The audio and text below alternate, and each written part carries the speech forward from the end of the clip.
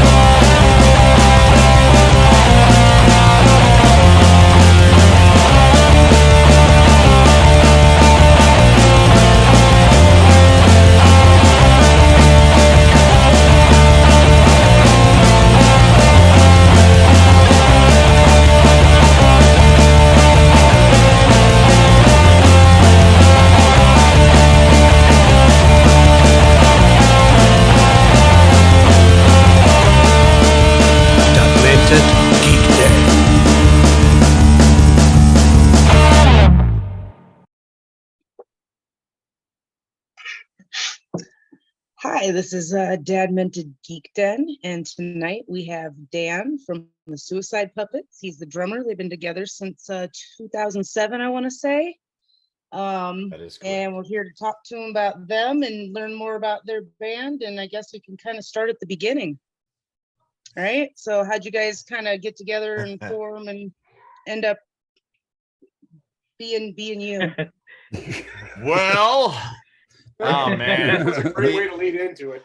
The original inception of the band started in 2005, but they were called Fine Art of Hate, and there was some bad things that happened with that. They actually got booked to play a hate rally, and they're like, "Whoa, that's not what we're about. Like, that's not our thing." So, a couple of the band members left, and then the bass player and the lead singer, so Johnny and Twisty, stayed together. Like, well, let's do something new, and they came up with this band called Suicide Puppets, which they wanted to do industrial metal with slight black metal influences in there here and there.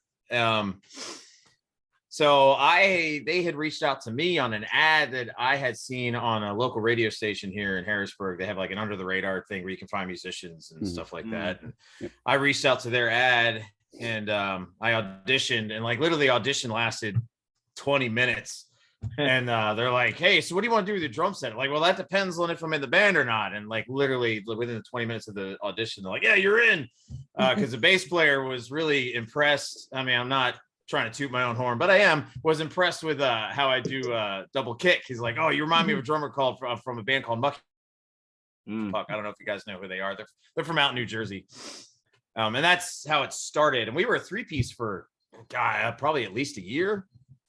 And then we got Steven Suicide on to play guitars, and then we got Lame Suicide to do keyboards and synth for us. And then he wound up leaving to go do other things. So now our synth and keyboards is now a laptop. He's been replaced by a computer. We all will be one day. Actually, I have a question pertaining to that. Oh, yeah, no, you're good. You're good. So then we brought in Donnie Von Gallagher. He used to be in a band called The Vivid Twisted out in New Jersey, and then they kind of disbanded. And I think the lead singer for that band moved down to North Carolina or something like that. So he came to join our band. And then I moved to Colorado in 2013 to go be with my now wife. And then we moved back here to Pennsylvania in 2018, and Suicide Puppets was like, "Do you want to come back as a drummer?" I'm like, "Well, yeah, absolutely." So they brought me back on. And in the meantime, another guitarist had joined the band, Tattooicide, who sadly just left the band last weekend. So now we're down to, so all in all, we've had a couple different changeovers as far as musicians go, but like the main core musicians are still there. But we went from a 6-piece, now we're down to a 5-piece. So instead of 3 guitars, we have 2. And that's basically Suicide Puppets in a nutshell. Oh, yeah. Oh, okay. I was going to say the number. I mean, obviously the things I found of you guys on YouTube, which is really how I became familiar with any of the music. Sure. It was looking at everybody playing, and I was wondering about the logistics of moving that many people from point A to point B while playing a show or a tour. It's like herding cats. Well, no, that kind of figured it would be, right? Like, if you've got, let's see, if you've got main instrument support and possibly 2 vehicles, who goes where? Who gets stuck with who in their lap? I mean, for God's sake, that's all I can think. But bearing in mind, though, from a punk rock standpoint, I mean, you got 3, maybe 4 people. Sure. Yeah. Sometimes 5, provided no one's willing to scream badly. Yeah. That's punk rock. That's fucking simple. Absolutely. But I like it. more melodic metal and like the more intricate music, generally speaking, you're going to end up with more instruments. You're going to end up with more players. You're going to, I mean, you'll have a rhythm, you'll have a lead, you're going to have a bassist, you're going to have, in y'all's case, a keyboard. And a million pedals. It's apparently now a sample track on a computer. Yep. Yeah. Yeah. So there's one down. Yeah. You had another guitarist who's also now leaving. So you guys are down to a comfortable 4 at this point, or 5? At 5. Yeah. Okay. No, that's doable. That's acceptable. Actually, that answers every question. Yeah, we're down to a 5-piece now. Logistically, it's slightly better. Like even when we went on tour with Soulfly, with all 6 of us, like we had enough room. We had a big old van with a big trailer on the back of the van, so we had plenty of space for that. So that wasn't. It's just trying to get everybody together at the same time was kind of a nightmare. We get to a venue and like it'd be like. Okay, where'd everybody go? Especially when people are buying stuff and they're like, "Can you guys sign this?" I'm like, "Give me like an hour." I got. Like, I can. I can. I don't know about this guy because I don't know where the hell he went. That happened to me a lot at shows, so I know exactly what you're talking about. I saw Mantis open for Hatebreed one time, and I was nice. Like, where's Adair? And they're like, he's probably at the bar. I was like, I'm not allowed up there. I'm only 18. Oh, no. That's when you're going to walk in like you know what you're doing and get called. Oh, I just waited an hour. Totally. He was at their merch table. So I was like, all right. He's supposed to be there. No, he'll come back. Well, he did. And he was in full force, man. Let me tell you. But I got a question. Yeah, man. The Send Me an Angel cover. That song, as most anybody probably was, I first heard it from Teen Wolf 2. Yeah. All right. And that was just regular radio play when I was a kid. Like, regular radio play when I was a kid. Like for me though, well, as we all know, I'm the baby of this fucking Yeah, I think it was BMX Bandits for me. Well, I was gonna say, yeah, wasn't it? It was in the movie Rad, right? Rad. That's Rad. BMX Bandits. But for me though, it was Teen Wolf 2, and I remember like just that song, any song from the movie, like that one stuck out most to me. Sure. Then I heard Thrice do a version of it, and then I heard you guys' version of it, and it blew me away. Like at first I was like, is this even the same song? Yeah. But then, you know, the hook hit. So I'm like, oh, yeah, there it is. All right. I heard it immediately because I listened to that song like the 80s version all the time still. Yeah, I'll be playing in the house, doing whatever. And I'm like, yeah. And so when when you put a song that I already love to metal, I'm like the happiest person on the planet. I really am. And like I was telling these guys earlier, when I heard it, it was reminding me of Dope's version of You Spin Me Round. Oh yeah. So I was like, okay, okay. All right. So I just went through a couple of the other things and like, yeah, Dope, Cold Chamber, like somewhat early Trivium vocally anyway, Static X, Spine Shank, bands like that. It just took me back to the early 2000s. Yeah. And it won awards too, didn't it? Send Me an Angel. No, the last cover we did, Twilight Zone. Oh, okay. Yeah, okay. that just won an award for cover song. Like we didn't even know, like it was a thing. Like all of a sudden, the CPMAs were like, "Hey, you guys won an award for the best cover song of the year." I'm like, "That's awesome!" Well, like, that's a thing that happens. Yeah, we did. Fucking awesome. I'm going to Disneyland. Yeah, pretty much. Yeah, it's like, cool, man. It is, you know. It's like, do I have to put on a suit? No. Okay, cool. No, man. We did win that award. This is about as dressy as I get. Like this is like a sweater in my house. Right. Yeah. Like, caught me on a weird day. Usually I'm in my pajamas doing this thing. So this is a weird day. Yeah, look at that. pants, Jason. Aw. I may not even be wearing pants. I don't. But that's the thing. Normally, I wouldn't be any obvious. You'd see like one white glowing leg occasionally. Like legitimately, I don't wear pants for these things, but here I am. I even wore shoes. I have slippers normally. Oh dang. Yeah. Yep. Took a shower and everything. Oh, I'm Change good. pajamas daily. Come on. They're my clothes.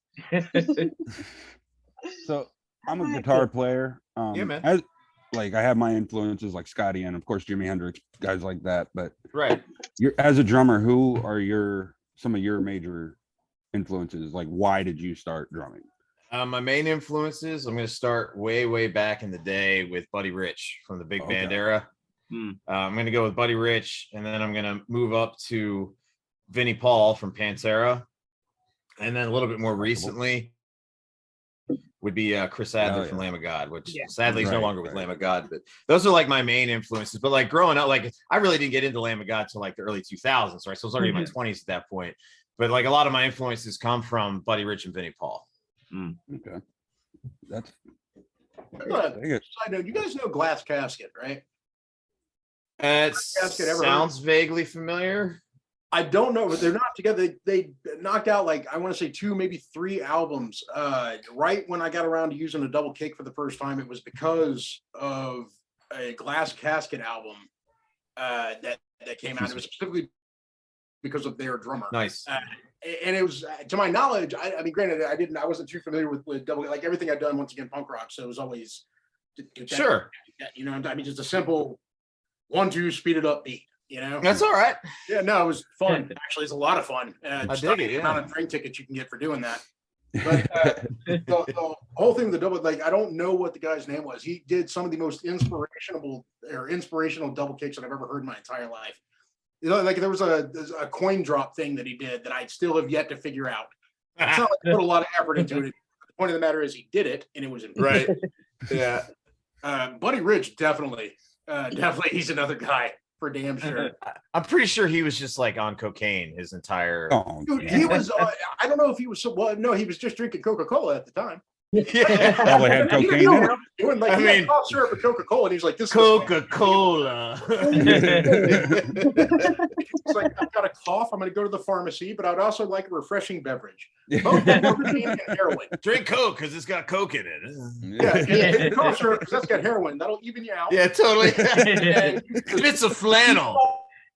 Oh, you're wearing Science. the entire setup. Go ahead, you play your hour and 45-minute drum solo, and you know what? The people in the audience are taking the same shit. They're going to dig it. Yeah, totally. Everybody in this room is enjoying what you're doing because you are all fucked up. Totally. You almost had to be back then, though. You know. Yeah. That was a. What was that meme? That the whole thing about like boomer generation parents being like, well, when I was a kid, I took care of the kids. I had the house clean. I had all the food cooked. Yeah, but you were doing a lot of coke. Yeah, totally. Yeah. Back in your day, soda had cocaine in it. What are you talking about? I do it all, and I do it all with just my smoothies every day. Woo. And vitamins. Dude, I'm a Smoothies stay-at-home and- dad of a single daughter, and that's enough. Like, I want a fist fight her, except as we discussed before, you can't fist fight toddlers. It's slightly frowned upon. Once again, I'm not sure I could take her either. She's little, but she's fucking mean, dude. And if she's mean now, just wait till she's 17 like mine. No, you can't fist fight No, that's when 17-year-olds. the words will hurt, though. The words will hurt way more than anything. Yeah. Oh, I know. Because they'll swing stuff at you, definitely. Them toddlers, they'll swing the mean stuff. Oh yeah. Oh, I know. I got a 7-year-old yet, so yeah. Oh man, I got an 8 and an 11-year-old. It's hell on earth. Yeah, but then every other day from Greg, he's updating us. Well, my kid pissed me off again. Going off loud and mad. Oh, Mad. oh. I've got one that's just starting the puberty, so I get one more run of this, and then it's not my problem anymore. It's my kids' problem. Yeah, right. Yes. Looking forward to that. I'm really hoping I make it. Oh. Whew. Yes. So there's our parenting for the day. I saw that there's like a winery or whatever that puts out something like a neat bottle or whatever for your show. I'm glad you asked. Not that I was prepared or anything. So yeah, Goblin Alchemy. Bottles. I live so far that's away. I'm not fantastic. gonna Look be at able to that. do stuff. Yeah, so Come on. Goblin Alchemy is a meadery, and they sponsor our band. This is a mead that they make for us. Very It's called nice. Blood. It's called Blood of the Familiar. You can see Goblin Alchemy and Suicide Puppets. Yeah. Yeah. It is a cherry mead. It is 14% alcohol. It is amazing, right? So if you buy this bottle, I think it's $14 for this bottle. But they also put Blood of the Familiar in potion bottles, You That's clever cool. bastards. which is pretty Yeah. cool. And then, are you guys familiar with who AC Slade is? Yes. Yep. Okay, so he has his own coffee, Catfight Coffee, right? Yeah. Well, he also teamed up with our meadery to make a mead coffee. Nice. That is fantastic. Like, are those like merch table items? Like, what do you guys do? with Oh that? yeah, oh yeah. That's Well, nice. it depends on where we're playing, Right, right? right. If it's in a bar, no. Yeah. No outside But, liquor sales and all Oh that. yeah. If it's in a You know how bar, that no, goes. or like legitimately no. Legitimately no. Yeah. Not to say that our Meet me in sponsor the won't be alley in an outside hour. being like, yeah, totally, yeah. It's not like one of those. It's not like one of those, we can't sell this to you in here. Right, yeah. Some We maybe, can. By the though. Take this card. You're like Meet me bootleg back at too. 15. Not without an ID. Yours or somebody else's. Yes. Yeah. So yeah, so we've been working with Goblin Alchemy for probably 3 years now, 3 or 4 years. And it's cool, like, because their whole aesthetic is like D&D and stuff, which is awesome. Yeah. That is Oh, awesome. that is awesome. That And is they very actually awesome. designed an RPG game based about us as a band. So it's really cool. You can, I think it's on their website. You can buy it's a Goblin Alchemy board game and stuff like that. It's pretty cool. Now, Awesome. do they ship the meat out as well? I see. I don't. That's a question for him to answer because that's Right. now you're talking about alcohol and shipping, and Right, yeah. that's out of my wheelhouse. You never I don't know. know. I might You have never to know let who you has the boys buy a answers. bottle over there and send one over. Craig, you're the closest. It's true. Ah. You I know, mean, he's it's a designated forever alcohol away, but gatherer. it's still. Come back with a trunk Yeah. full of alcohol. Who's that for? I don't know. It's weird in my trunk. It was like that when I got here. Yeah, exactly. The greatest thing I just you know held what? it there. That episode of The Simpsons, by the way, this is the sidetrack moment we were referring to earlier. And Yeah. that episode of The Simpsons, literally, it helped me live my entire life. The when Homer teaching part about the most important things you could possibly know as a child, it was like that when I got here. No, totally. Yeah. One of the Yep. greatest, like it's been so long. I can't wait until my toddler's old enough for me to fucking impart that information to her. Anybody see you do it? No. In that case, it was like that. Got it. So real quick, while I'm thinking about it, who posted the anniversary for House? Me. Great. Dude, that was like so random. I literally watched that the day before, and then all of a sudden you post it's like the 38th anniversary of House. I was like, oh my goodness! Like as a kid, that movie actually scared me, but now as an adult, I'm like, really? As a kid, I would say at the part time it two, came I out, loved more. As a kid, part two was the shit because they had the little cart. You know, it was more Well, like, part two was like so- a fantasy, right? Like it was Sure, like a yeah. Western style space, like sci-fi fantasy kind of movie. It was So cool. that's what really caught me on that movie, you know, as a kid, you know, because I'm like, this is cute, this is fun, this is like E.T. or you know, a Labyrinth or you know, Yeah. fun like that, you know. We watched the craziest stuff when we were kids. Yeah, it's because it was. I mean, well, the original House. The first time I ever saw it was on HBO at like 2:00 in the morning when I should not have been awake. Yeah. And like that movie scared the living shit out of me, but also it was awesome. Like it was a great. Right? Years later, before I realized that was the greatest American hero, it was the main character. He was. I'm not joking. Like it literally Yeah. took 10 years to figure out that it was the dude from the TV show. Well, Right. I go back on that stuff all the time where all of a sudden I'll see, I'm like, oh yeah, I recognize, and usually they're their names from the movie. They're never their actual names. Yeah. I promise. Like we were my wife and I we've been rewatching Night Court, the original series, because Nice. Yeah. the sequel. Yeah. What do you call it? Yes. Season 2, Robert Englund is one of the defendants at the opening of the show. The whole like Okay, now I gotta go back. whatever. Like Robert Englund, he's an arsonist. Do you, Right? do you Like, guys that was remember one him thing I being was like, in oh, V? shit. I wish I noticed that Yeah. as a kid. That's fucking funny. Yeah. Remember Yeah. what? Do you remember him being in V?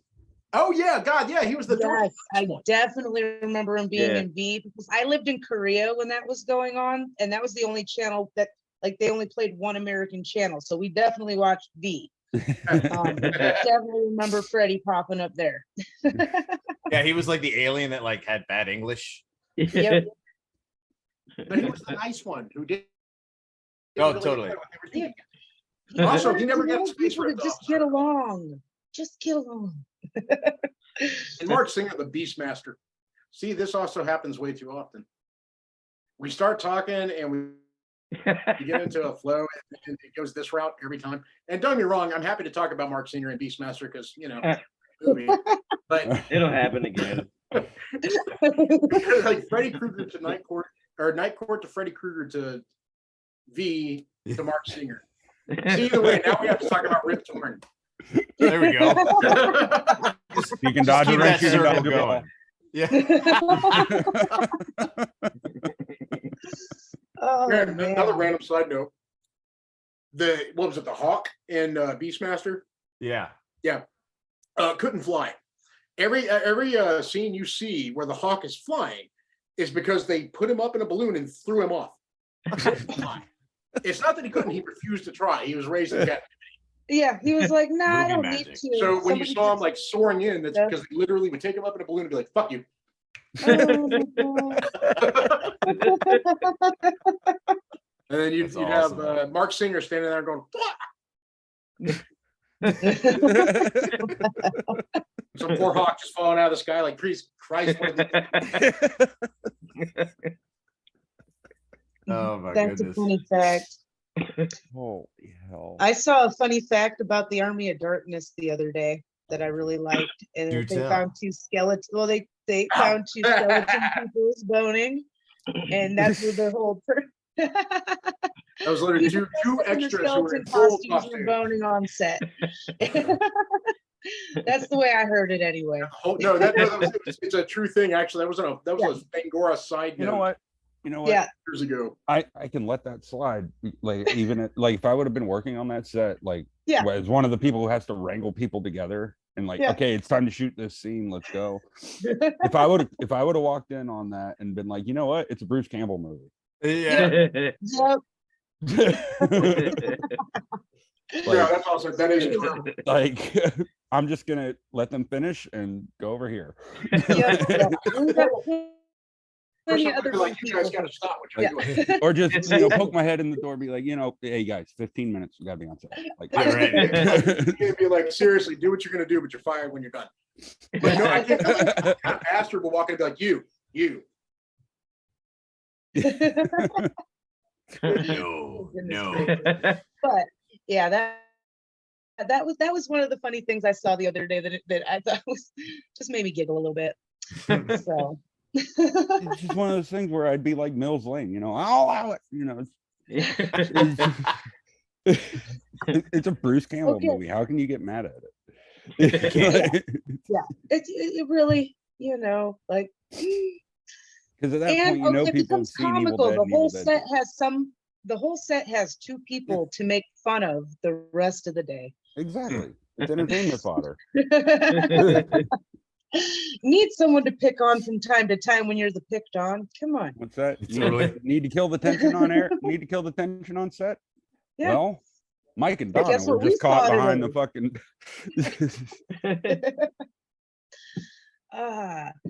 So I saw that actually Soulfly was coming to my area really soon here. Do you guys actually tour anywhere other than your area? Oh yeah. We go pretty much everywhere. We go everywhere our agent tells us to go. That's usually how Yeah. it works. Soulfly recently just came to our hometown here in Yeah. Mechanicsburg, and Yeah. it's really cool because time like Soulfly or Cavalera Conspiracy comes to our area, they reach out to us like, hey, do you want to open up for us on this show? Because it all extends from that tour we did with them back in 21. So it's cool because like every time you do a tour, you build those relationships, which is really, really cool. Like Dino for Fear Factory was playing guitar with Soulfly when we went on tour with them. So like they just announced a new lead singer. They're out on tour with Static X and Dope, and we were that close from being on that tour. Anyway, but Dino reaches out to us periodically, like he's like, hey, the lead singer's announced, like, you know, so hopefully we can get something, you know, something lined up with them. But it's all about building those relationships. So that way, whenever they do need something like, hey, we're coming here or we're going there, can you come with us? Like, well, yes. Say the word and we'll be there. But yeah, we've been to, I mean, we go all over the place. The furthest west we've been though so far, I want to say is probably, this really isn't that far. Probably Indiana is the furthest west we've been. Yeah. Well, I can guarantee you'd be received really well in Washington State. So Indiana, I can guarantee that. We're working on it. It's one of those things. It's like a slow burn. You know, just kind of go with the flow with what you can get at the time. But well, yeah, you can't be out of money by the time you get somewhere, right? Like it's got to be really cover what you're doing. As soon as we get in the van and drive, we're out of money. It's just well, no, and that happens. And that's just putting gas in the tank. Where you're playing multiple, if you're playing a multiple stage tour, if you're going from point A to point B, like there's a certain point for I think every band where it's like if you have to go to a state wherein and you are going to be out of money for doing it, like you're going to be out on cash, you're not getting any of your, you may get a partial bit of the door, you may get whatever you get off your sales for merch, but at the end of the day, you cannot guarantee that you're going to have enough money to get gas to get home. Then it's not like, why the fuck would you do it? Yeah. Well, talking about sales and stuff, like I can't stress this enough, and everybody tells me like, what can we do to help?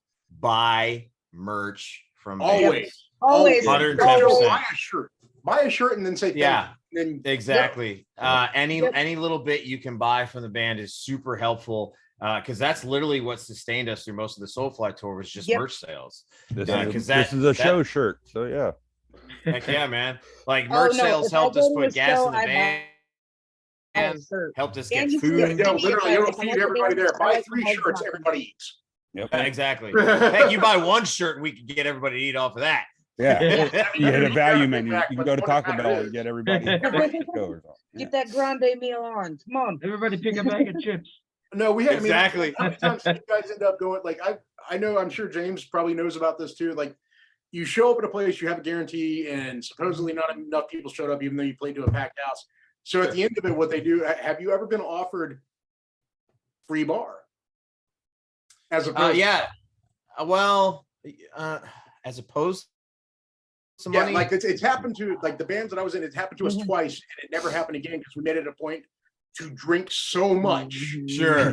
Like we went into the party and vomited, came back and kept going. Like we were blackout drunk and still chugging.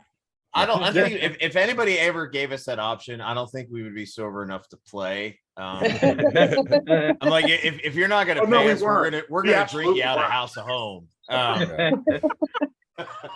I mean typically it's very rare when we'll get a bar tab. But for the most part, we'll get our guarantee. Which Scott, well, then again, you also, I mean, you run it through agents too, which I think is absolutely awesome. You've got people running like, I have personal experience, and I'm sure you know this too. Like having to set up shows or book your own setup, it's a fucking logistical nightmare. It is. It sucks. Major headache. It is, and we haven't toured in like a year and a half, so we've just been like doing local stuff and like hear things in there. But we're also recording our next album, so that takes up a lot of our time. So, but the only thing we do have coming up is we have something coming up at the end of the year, which I can't speak a lot about, but I think you guys already know what it is because I sent you like a whole long thing. So we are kind of excited for that. That was actually supposed to happen in April, and then it got pushed to November. So now we're like,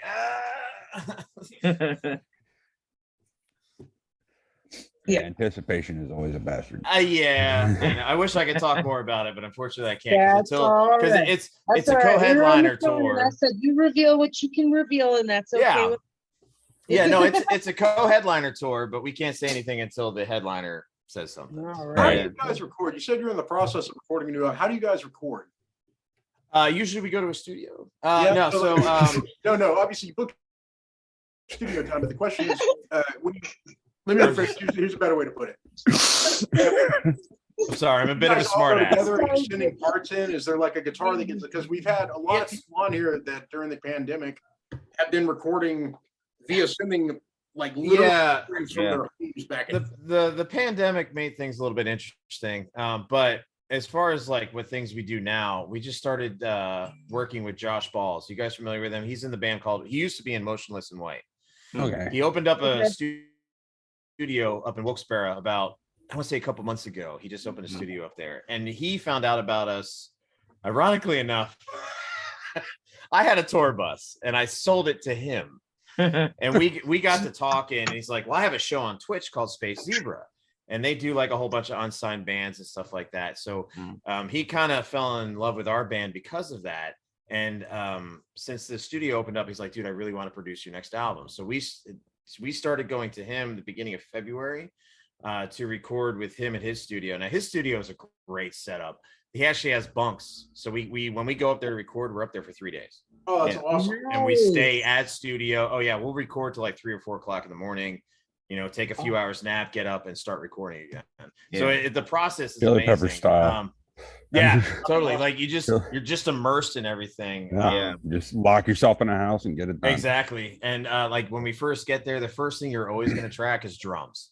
Yep. So that could take half a day, that could take a full day. It just depends on, Well, that's how even things more go. specific. Do you guys do you run dummy tracks and then you lay down the best you can and they go back and record over, or?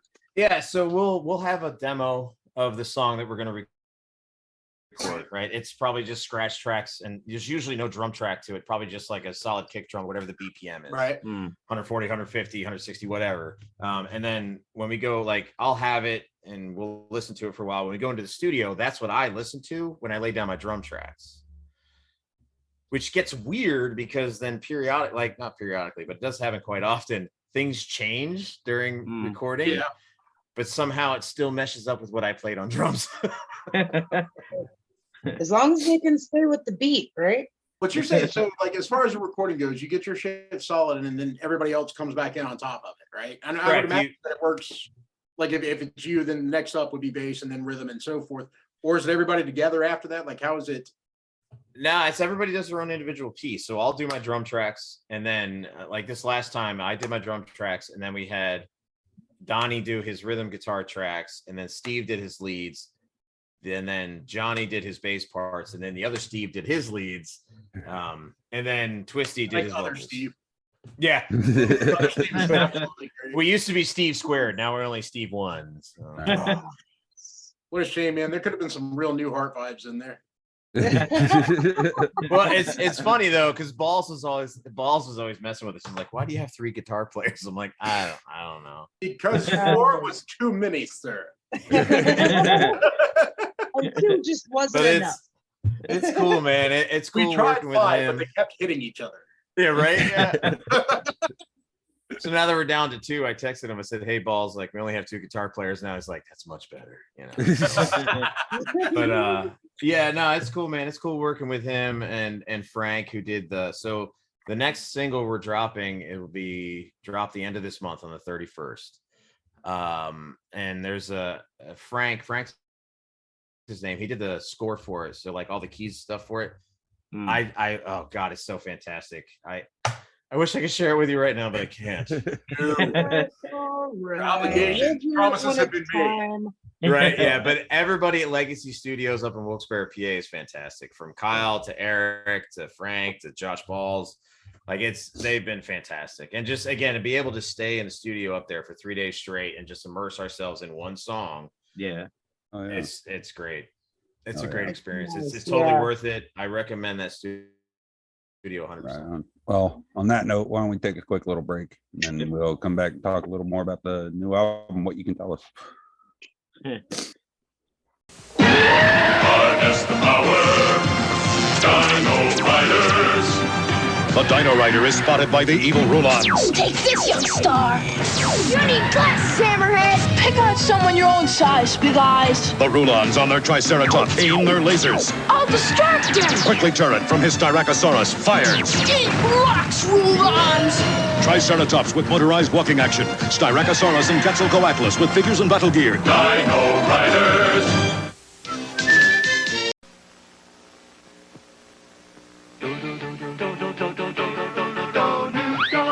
A powdered donut cereal? They look like powdered donuts too, taste like powdered donuts too. New donuts, Little powdered donuts. powdered donuts, crisp and light, with a crunch in every bite. New donuts, They're delicious. part of this breakfast that's nutritious donut cereal. Delicious. New donuts, The cereal that tastes like powdered donuts. new donuts, Delicious. And we're back. Just So, got the new album coming out soon. What can you tell us about it? It's being recorded. That's about it. Yeah, well, because we've been through. This is probably our third studio we've been to as far as trying to get this album finished. Most of it, the rest of it's going to be finished up with Legacy Studios up in Wilkes-Barre, PA, with Josh Balls, because he's basically our producer at this point. Whether he knows that or not, he does now. So it's been a journey for this album, to say the least, because we've been going from studio to studio trying to find the best studio that hones in our sound, because we have a very distinct sound. A lot of stuff that you've heard pre-recorded, it's close, but it's not where we need to be. I'm trying to think sonically, I guess it's probably the word I'm thinking for. So Balls up in his studio has nailed it 110%. And with the Frank being on board with doing all the keyboard and synth stuff for us, like that guy is fantastic. You should hear some of the scores he does for movies. It's fantastic. But yeah, so they finally found the sound that we have been looking for. So we are going to continue to go to Legacy Studios to record the rest of the album. I'm sorry, go ahead. Sorry, your producer, the guy that's actually recording you. He does movie work as well. No, so Josh Balls is producing us. Okay. And he hired Frank to do the key and synth stuff for us. So yeah, but Frank also does movie scores for different movies and whatnot. And him and Balls are working on a little thing that he played for us, and I was like, "Are you guys using that?" And he's like, "No." I'm like, "Can I take it from you?" It's got like a real like Danny Elfman feel to it, which it's fun to play too. It was like my favorite composer ever. No, yeah, right, exactly. Why wouldn't it? I mean, it's orchestration. Totally like Danny Elfman and Tim Burton. Like Danny Elfman, come on. Orchestration with the mindset of a rock song, like the totally. Yeah, that's gonna be a blast. Oh yeah. Well, my favorite duo as far as composer and director go is Danny Elfman and Tim Burton. Fair enough. Reasonably so. Yeah, it should be. Like it's like peanut butter and jelly, man. Like they go very well together. Oingo Boingo managed to branch off and run that route. Like it is incredible that it happened. I mean, it's a thing. If anybody that happens to run across this recording, go look at the Danny Elfman recording for This Is Halloween. Not the version that was in the movie, but his actual recording for it. Yeah. It is a symphonic masterpiece. It is literally right up there with, well, I mean, the dude that did the Superman soundtrack. Yeah. Can't remember.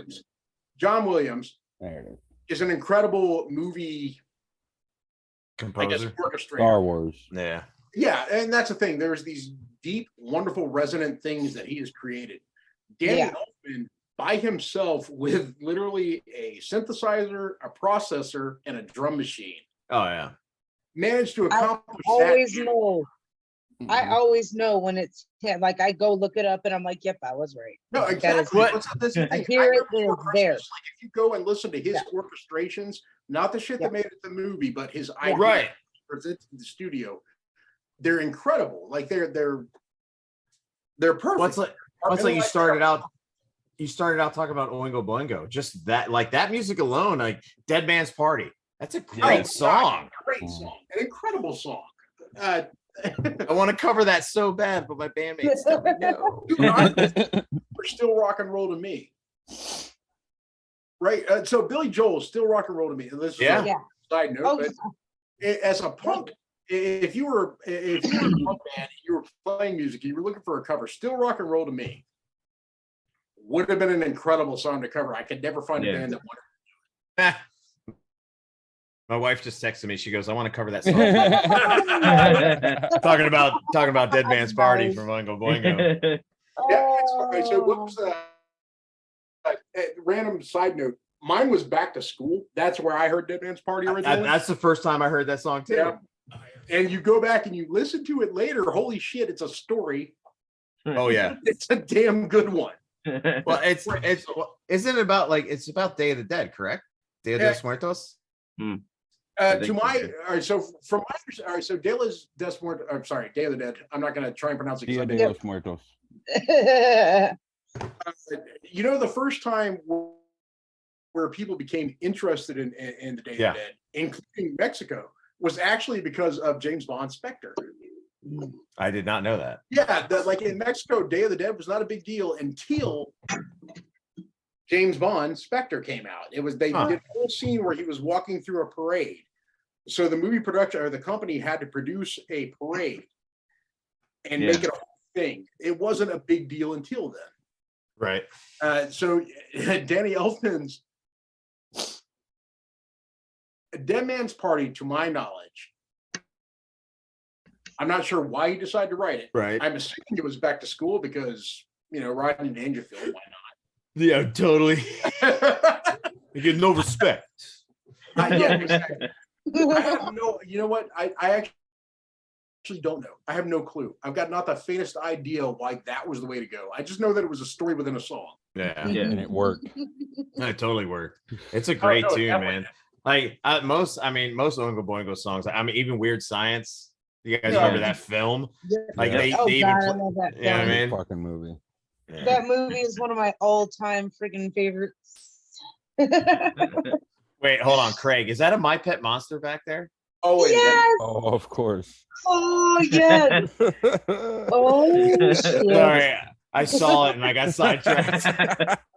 Hey, they got one right now at that 1313 Mockingbird Lane. I saw that. I saw it. I'm like, I kind of want to call them and buy it. They've been on my feed for a while. Even before Yeah, they're I started pretty cool. doing this stuff. I'm Dude, like, I had one of those as a kid. Yeah. me too.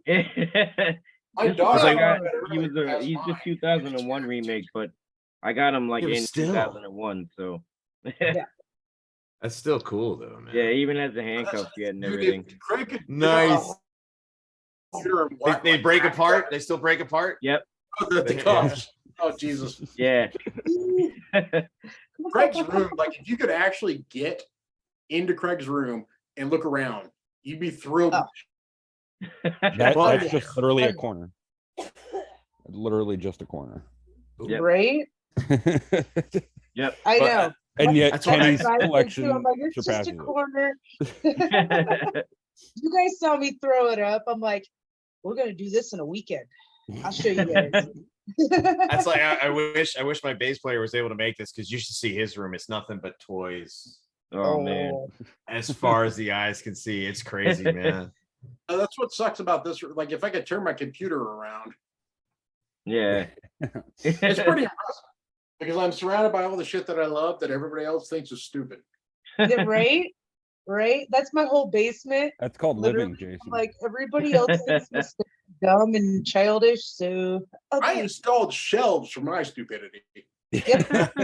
Oh, I've got more to go up. I've got more My huge nerdum is movies. Like you should see our movie room. It's Yeah. stupid. Oh, It's dude. straight up stupid. I have all right. So here's what's interesting. I say interesting. It's interesting to me. My daughter, who you guys met on the break, is 3.5 years old. Mm. Her next oldest sibling is 22. Mm-hmm. Oops. Mm-hmm. No. We have in my house, we have a basement level that we've turned into a playroom. But my wife Nice. permission to turn it into a movie theater. Nice. Yeah. No, we ordered a fucking projection screen, we ordered a fucking projector, we ordered a sound system. Holy yeah. shit, I got a movie room. We get to order movie posters. I cannot fucking wait because all I want to do is look at Indiana Jones being slightly disappointed at everything I do while I watch my fucking movies on a wall that doesn't matter. That is my only goal. Like, what are you doing with your life? I just want to look at fucking protons on a wall. You have to See, get I the have it original. set up, and I'll show it this summer where we have actually the screen out in our backyard. So we have the outdoor theater. I got the same Yeah. thing. Yeah. Got the same It's thing. nice. Dude, I it's love all, it. speaking of those movie posters, you're gonna get original one sheets. Oh yeah, the back and forth so that you can backlight them. Yeah, absolutely. So my goal, like that was the thing that I looked up originally. I wanted the Raiders of the Lost Ark poster has always been one of my favorites. Like my day job is illustrator. So Who do you illustrate for? oh, lots of people. I'm doing a children's book right now. I do a lot of commission work for. Well, shit. Oh no, I was just curious because I have a friend of mine who is a letterer for Marvel. Oh, that's fucking fantastic. Way to go, them. Awesome. That's not like, and that's what actually spurred me on. Like you can't see it from there, but like my artwork actually it's derived a lot from comic book illustration. Well, I That might was have a to stuff commission that you for spurred some me things.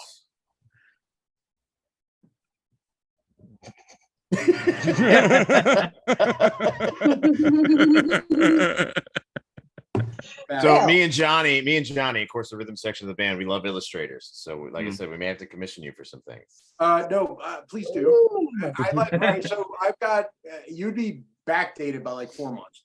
That's the It's thing. all That's the weird part. The only reason this became a thing was because I had a kid.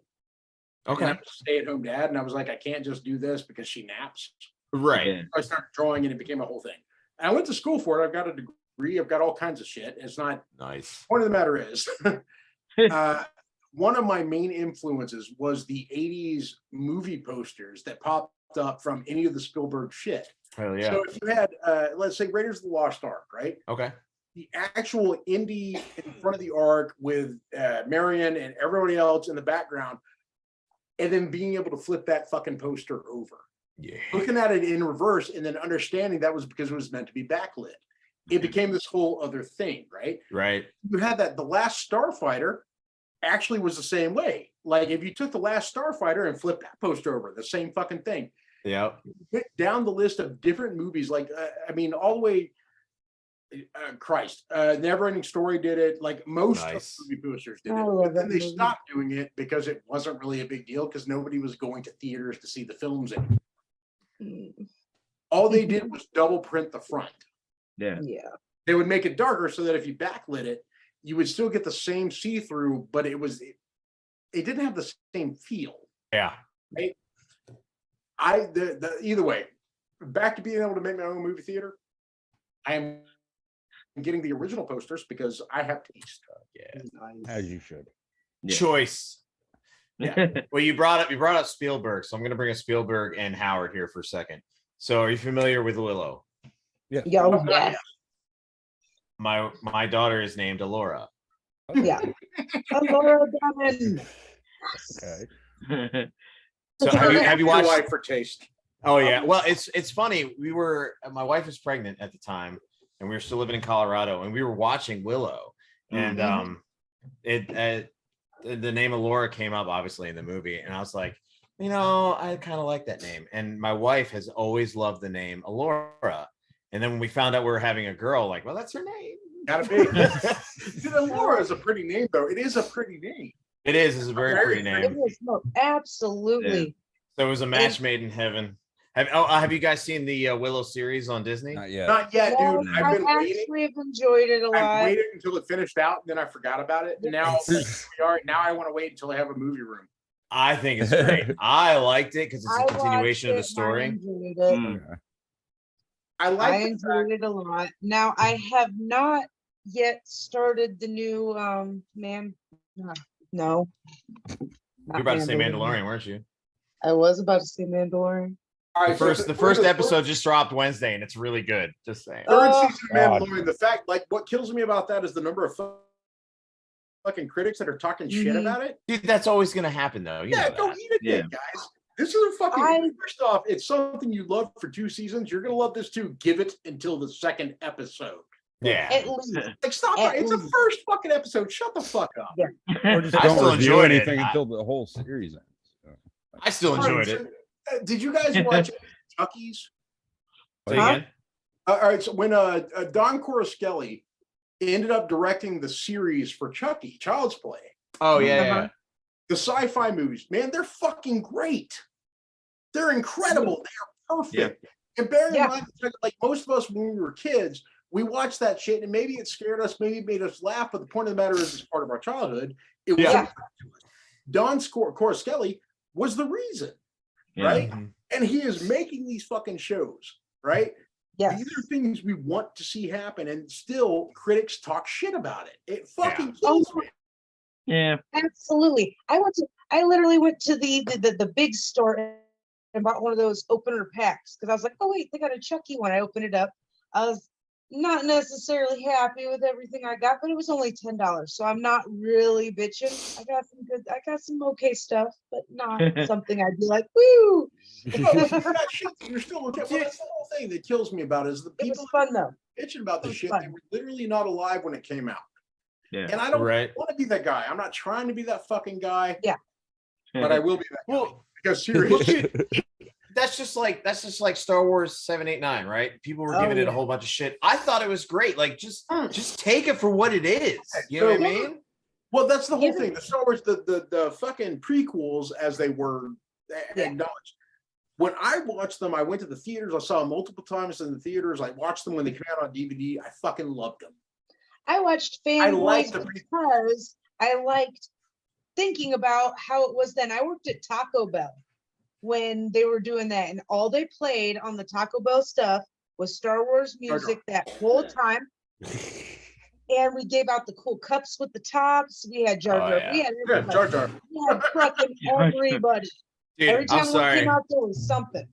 That was one thing about 1, 2, and 3 that I could have done with that. All right, so here's the thing about it. A fair side argument about that, right? Jar Jar, you can argue against it because as an adult, when you watch it, it's clearly a play for a child to enjoy it. Oh, sure. Yeah. Right? Yes. What were Ewoks? Yep. Touche. Yep. Everything. It's like Star Wars, man. I feel like the first 3 played to all our childhoods, like Chewbacca, Ewoks, like all of like to me, I go back and watch it and I was like, duh, this is why I liked this when I was little. So there was a giant space epic. Like you got the middle story, the precursor to the story. Like everybody talks shit about Jar Jar. The fact of the matter is, it was something that was meant to play to younger people, and it did. Yeah. It was a good character because of that. No, I mean I get that. I don't. Great. Well, maybe because I was a kid though, but like I didn't think Ewoks were annoying. No, I still think Ewoks are annoying now, and I don't dislike Jar Jar, but only because there was less and less of them. Yeah. Until the third part, because they did listen. They tried to work with it. Right. Yeah. And like even then, the Disney version afterwards, what happened with the last 3 parts was good in my opinion. It was a good total series. Like if I thought you it was watch great. all back to back, and you put aside your feelings from when you were a kid, it's a great story. Yeah. Oh, And then when you really look at it, it's just kind of about a family doing their thing, and each generation keeps effing up the same way. Well, dude, like, oh my God, it's funny you bring that up, right? So when we first watched episode 7, when we got done watching it, when it first released in theaters, my wife's like, "What do you think?" I said, "Well, it's basically 3, 4, and 5 all over, or sorry, 3, 4. Math is hard. 4, 5, and 6. 4, 5, and 6. It would have been 3 and 4 together. Right, but it's like all of that, like it's the same storyline, but she brought up a valid point, and I didn't think about it at the time while watching the movie. She goes, "Well, Roz did say like everything kind of repeats Yes, itself it does. throughout That's, the universe. that's I'm like, life unless you like I learn had like a from it. revelation. Exactly that. Yeah, That's exactly life that. Like, unless it's you learn cyclical. from it. It all fucking work. Like it does work.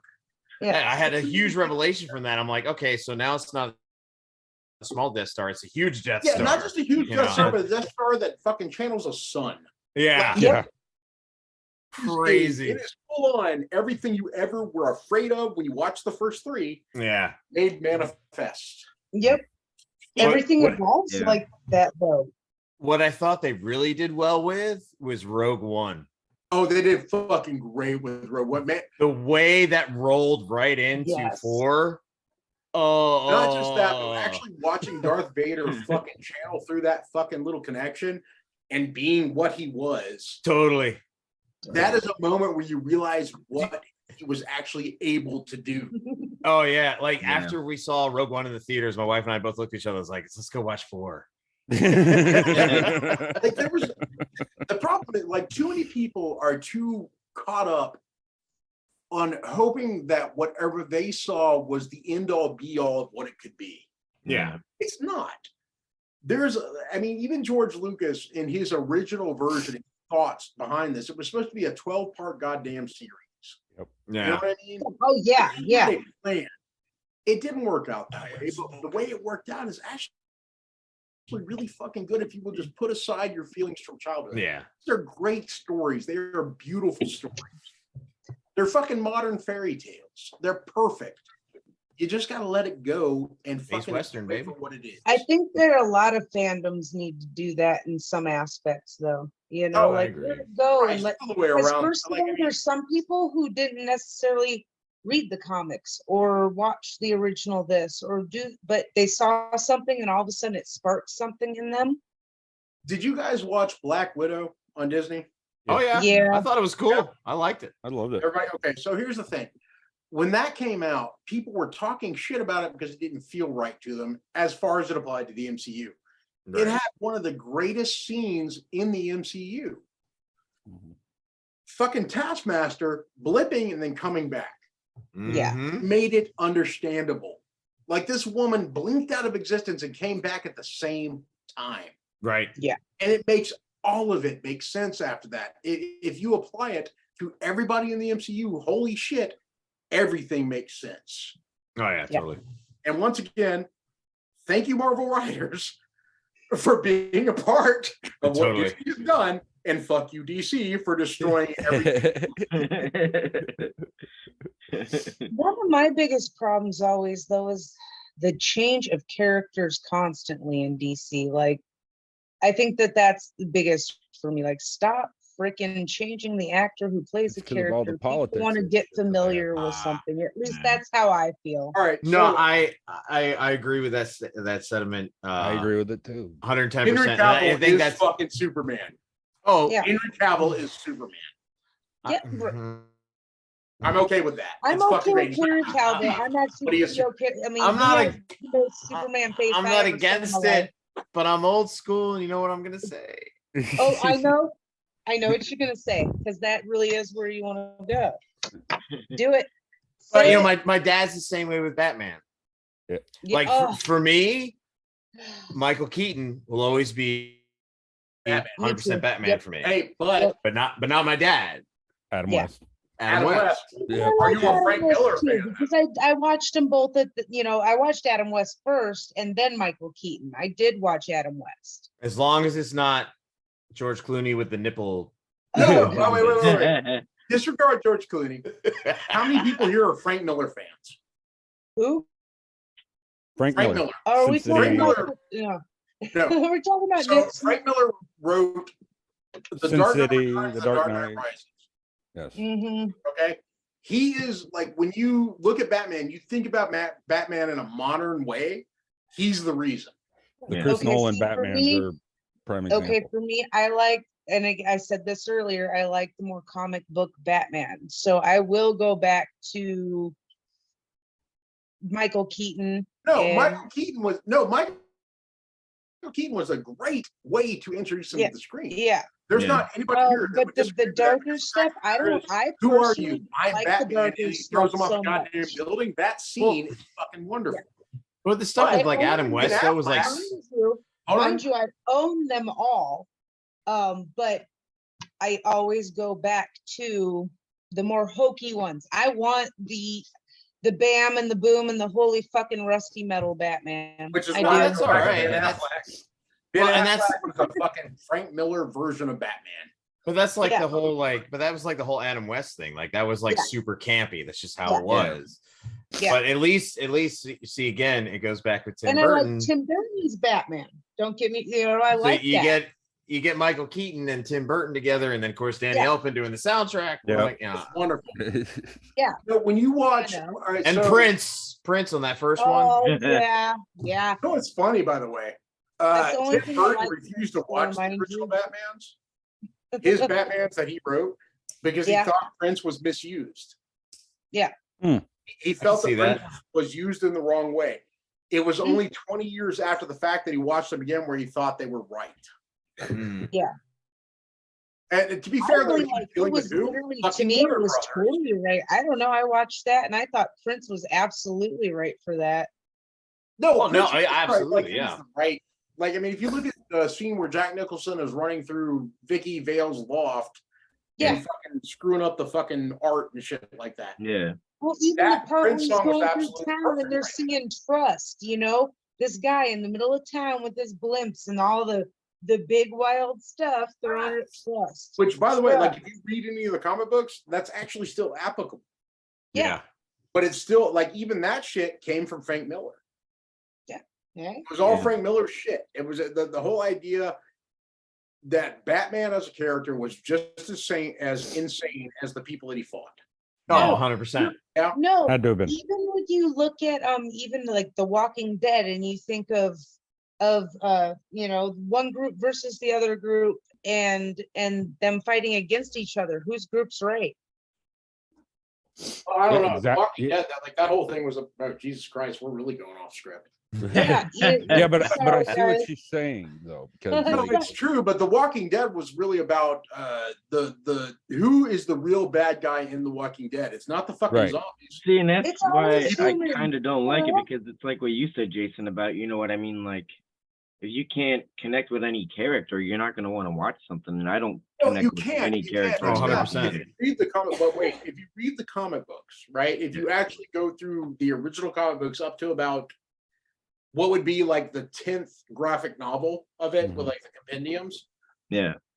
you care about the characters because they are set. Bear in mind, they're in a world where the word zombie and the creation of zombie, it doesn't exist. It's a Right. Yeah. brand new thing. They do not understand what's happening.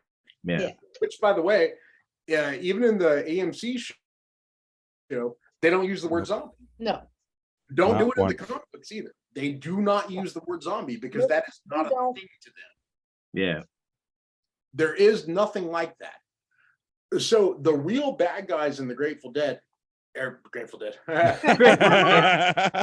Great band, by the way. my apologies for any metal fans listening. I don't feel good about what happened. You know, Grateful Dead, I'm just saying. I like Here it. but at the same time, Richard Gray was a great Teddy bear. song. Fuck all of you. Who doesn't like Jerry Garcia? Jerry Garcia, Three-fingered was missing a wonder. finger and still managed to play shitty solos. I got this guy on my back. I love these bears. They There he fucking- is. That Teddy so bear. the point of the matter is the Walking Dead, the comic books, the bad guys were never the zombies. They No. were something on the outside. The bad guys were the people that were alive and trying to keep living. Yeah. Well, but when you look at it in the root for situation, right? So we always look at one group and we're like, okay, you're the good guy, because that's what we've been shown kind of through the series. That's what they lead us to believe. But then all of a sudden, Negan's group comes up, and is he the bad guy, or is he just trying to keep his people alive too? I stopped watching around season 5 because it split way the fuck off from the comics. Plus, Oh, I know. I'm gonna throw this out for anybody that falls like anybody that happens to see this. Oh, You You're a live Walking you Dead live where fan, they I'm just filmed gonna it. ask you, which one of you can bite through goddamn jeans? You we did this. Either We can did dead this. bodies. I've never Oh, tried. Yeah. What kind of dentists were they using? They're fucking incredible. Oh, Like jeans. Have you ever tried to bite through a pair of fucking jeans? No, Yeah. that I have. So the people that were like, I am a zombie now because this thing bit me through my jean jacket. No, it fucking didn't. It fucking didn't. I don't care if it broke skin. It didn't make it through the goddamn jeans. For me, it's not even about the teeth. It's Sorry, at it's a some big point, thing. it's at some point that your other muscular tissue dissolves. Well, there's that. And- Okay, so that was okay. So that was the thing. 28 days later, right? Yes. Later, yeah. All right. One of the things they pointed out in that is that eventually the bodies would rot. The same thing for The Walking Dead. Go ahead, James. Please, please. Okay. Go. There's a technicality here because Okay. 28 days later is not a zombie movie Mm. because they're It's not rage dead. virus, They don't but die. it still They works under the same principle. That is fair. They don't rot. But They it still starve. works under the same principle. If you bite somebody and you are Right. afflicted with rage virus, you will then pass it on. Right. Sure. Right? Here's the thing though, the bodies still rot at the same rate. The decomposition is the same, which means anybody who's afflicted with the rage virus may get to a point where they are basically a living corpse. They weigh 90 pounds and they are nothing but bone, and their teeth are loose. But in at their that sockets. they're not necessarily, they're rotting from the inside out pretty much, but Oh, that's no, because they're that's 'cause rotting. there's- Like I don't want to. but no, point it out this like way. as a human, like as a living being, they're not rotting, they're wasting away because they're starving. Yeah, no, but it would have been the same as like, okay, like I'm gonna this if anybody happens to watch this and they are upset about what I'm about to say, I apologize. Put it.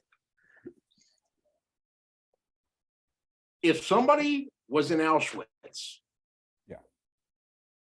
yeah, it's a bad way to put it. It's the only way I can put it. I think I know where you're going with it. I was Like, I think I know what you're just saying. like starving to death. They have been Starving to death. They have been worked to the point of non-existence. Yeah. What happens if an Auschwitz person bites you? They lose their fucking teeth. They don't bite you. They're not They fall out as they try. really in that situation, to be honest, they're not gonna bite you because they just don't even have the energy to get up and fucking Yeah, try no. to do it. No, but if they did, and bearing in Yeah. mind, by the way, I say this as somebody who's planned for the zombie apocalypse because, Yeah. like, why wouldn't you? It's a fun mental game. Like, why wouldn't you? Why can't everything just be like Shaun of the Dead? Player Yeah. 2 has entered the game. No, exactly that. Player 2 has left the game. Pretty decent in the last That's the few fucked years, up part. Like, what's promise really you fucked that. up about that statement, right? Shaun of the Dead was legitimately the idea. Like, they don't use zombie in that. Mhm. In that. Yeah. Zed, don't use the Made it a Z point word. not to. You've Don't got use red Use on the the there. Z word. word. So let's say that Shaun of the Dead is as close as you can find from a modern media version to what would happen with The Walking Dead, which is a place Yeah. that zombies don't exist and they don't understand what's happening. Sure. Let's say that's the closest. Now, Shaun of the Dead is a fucking comedy. They would have figured that shit out way earlier because let's face it, the dumbest person on earth could still be like, oh, that dead guy bit another guy. It's end of conversation, right? Right? And they're still But- like kind of just meandering around up in it, like everybody else. And it's always the friggin' military. Why? Thank you very much. Sorry, no, I love not the I was- military in that way. Hey, In hey. zombie movies. Sorry. After Zombie serving, movies. all I can do is this. I'm a military kid. I'm just You'd have saying to I'm a weigh them. military It couldn't kid even all be the just way. two hands up. It'd have to be weighed. I've lived in other countries. be. I've seen things. I've seen things. I've been tear gassed. I've actually been tear So have gassed. I. I got maced on Yes. multiple occasions, and it was hilarious every time. Sucks. Yeah. So no, I I want to point out, by the way, absolutely love in case my anybody once again military. is I'm watching just this, saying like, in zombie movies, it's always the military. So I'm not saying our military, just some military. Usually the American. No, I know we've military gone off the zombies. rails here a little bit. And I love it. Don't get me a wrong. little bit, dude. We're in Syria. We're not even close.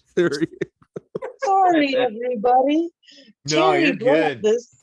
No, I think this is great. This is fantastic. This is probably one of the best interviews I've ever done, honestly. God. I love that you come and hung out with us, and I really Absolutely. love that you actually wanted to come hang out with us. I'm psyched about it, actually. I'm kind of an attention whore, so like if you ask me to do an interview, I'm gonna say, "Oh yeah." Oh, I am not an attention whore, and this was one of my first reach outs, and it was absolutely amazing. So You know, one of this was your for first that. reach out. Yeah, This turned out pretty good. yeah. And I actually you are hope that you want to come on again and again and again, like you have other people who come on. So woo. But yeah, I had a lot of fun with you guys. I'd like to come back on and talk about what we talked about, what's going to happen at the end of the year. Absolutely. Sure. Yeah, no, man. after that moment occurs, we really need to redo this. Or as soon Oh, as you can absolutely. talk about it, whatever. Please do that. Absolutely. Hopefully with other people who can also jump in and be like, this was awesome. Yeah. I know, right? You know? And There's goodness that, so- gracious, if you ever make it this far out, please let me know, because I will be there out in the worst absolute boomer way. We're working on it. My wife has family in Seattle, so we're trying to get our way out fuck there. Yeah. Well, So actually, you know, Terry's correct. If you guys make your way to Atlanta, Yeah. well, we were already there, dude. Well, don't worry. We'll be back. We'll be back. Like there's a lot of there's a lot of moving parts. Like, especially when you're working with an agency, there's a lot of moving parts going on. And Well, I wish I could talk about what's happening at the end of the year right now, but I have to kind of hold off on that. But once again, for anybody who's found this, shit is happening at the end of the year. Look it up. yeah, totally. Yeah. absolutely paying attention. we have that. Absolutely paying Oh attention. yeah, we have that single dropping at the end of the month. It's gonna be unveiled on the 31st, along with a couple of other things.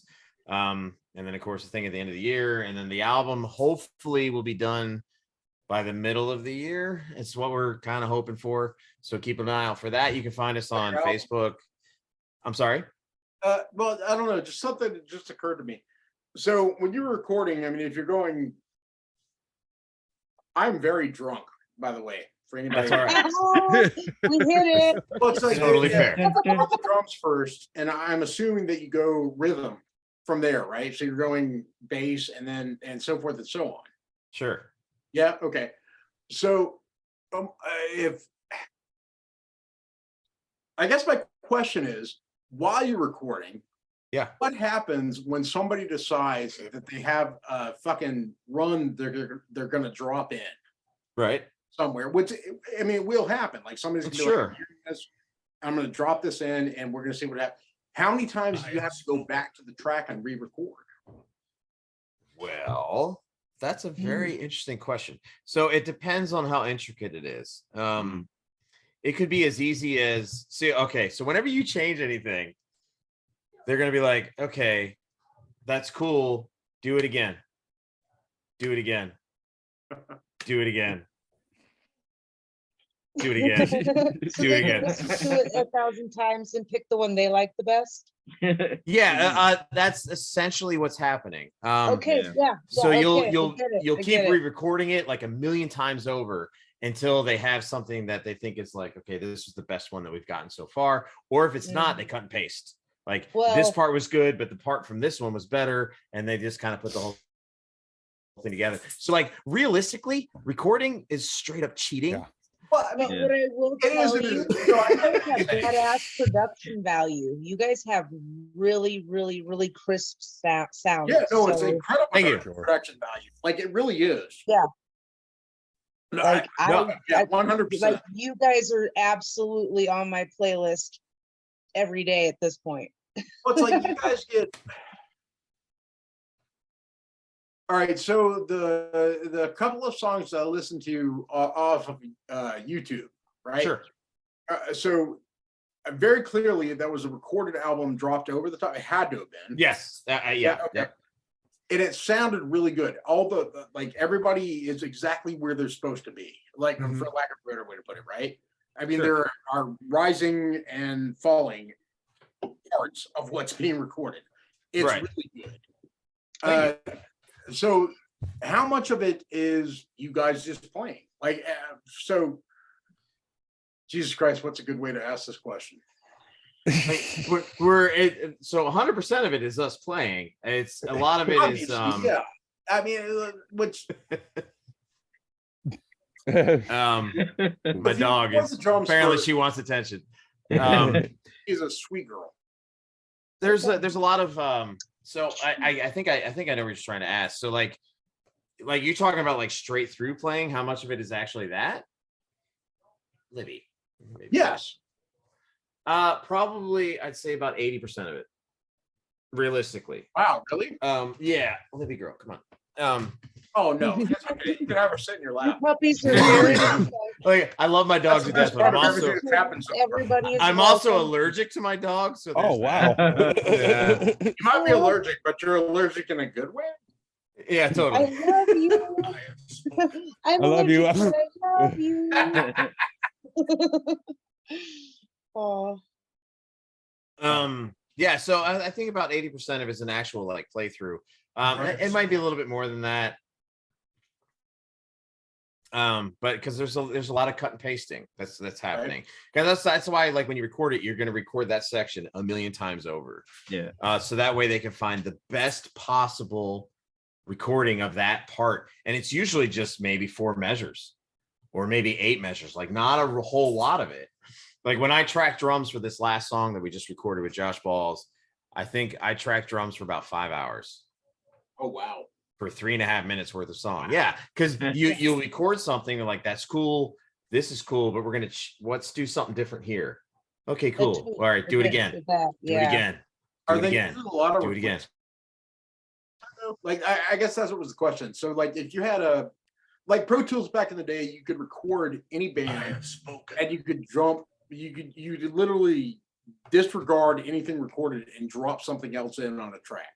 So you could replace any drum track with a different sound.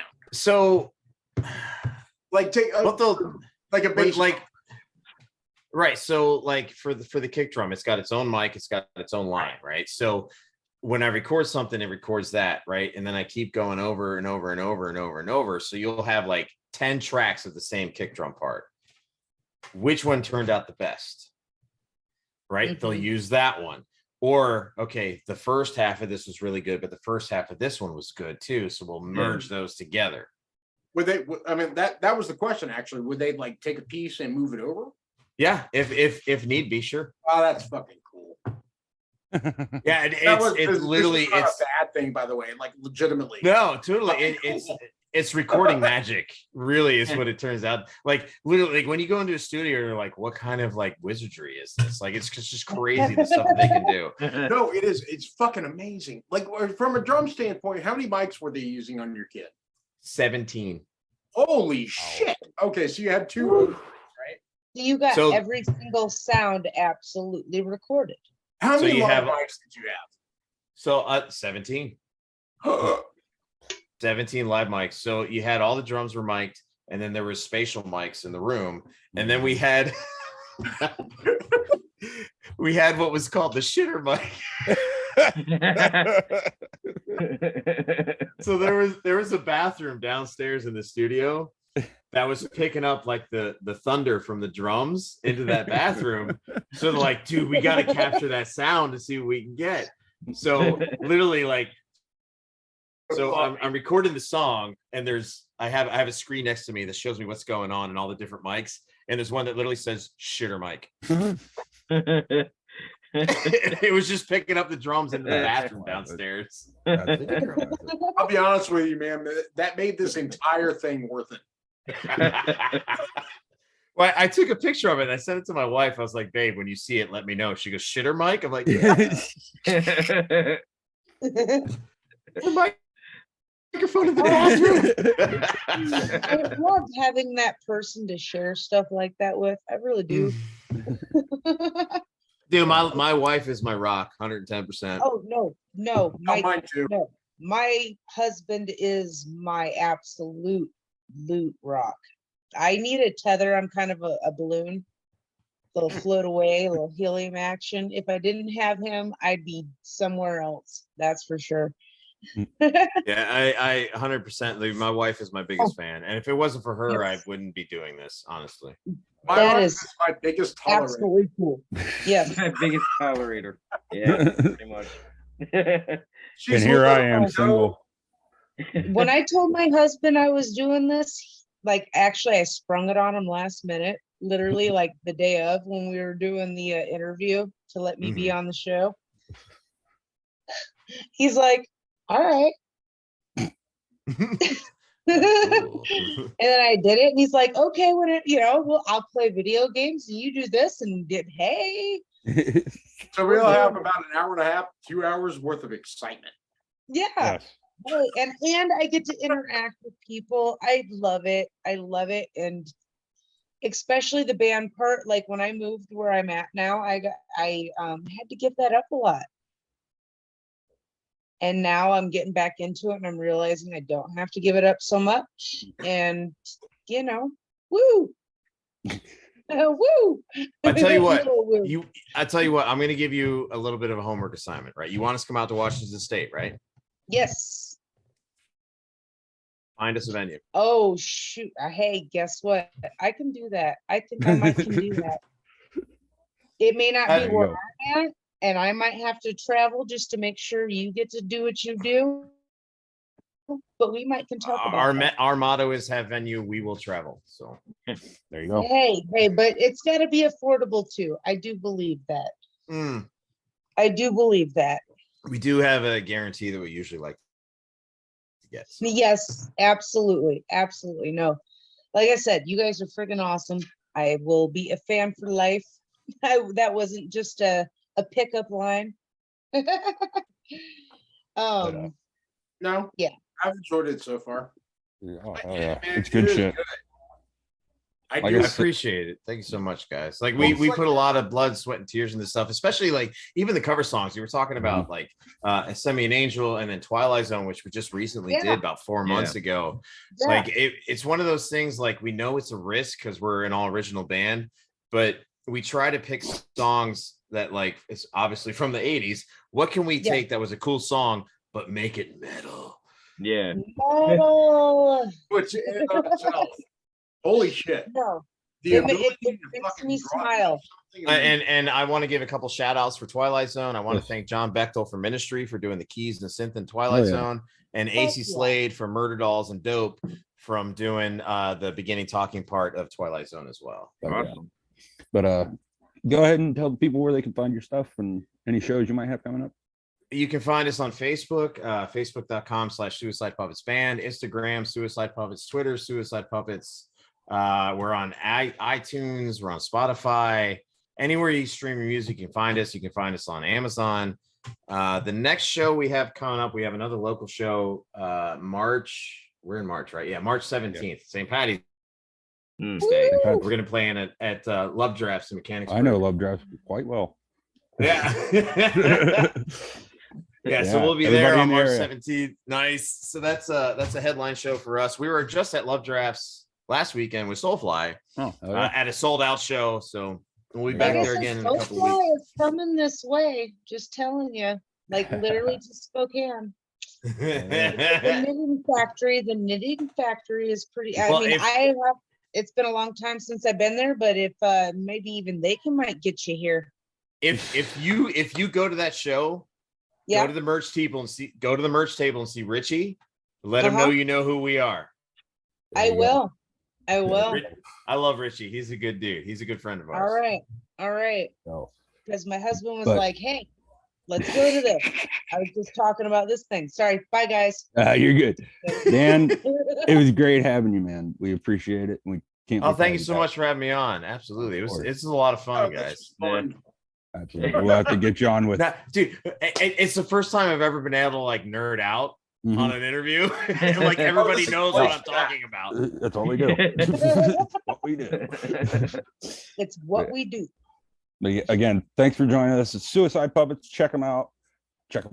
They got a tour coming up. They got a new album coming up. They got a new single coming up. So please go find them. And keep an eye out. Future.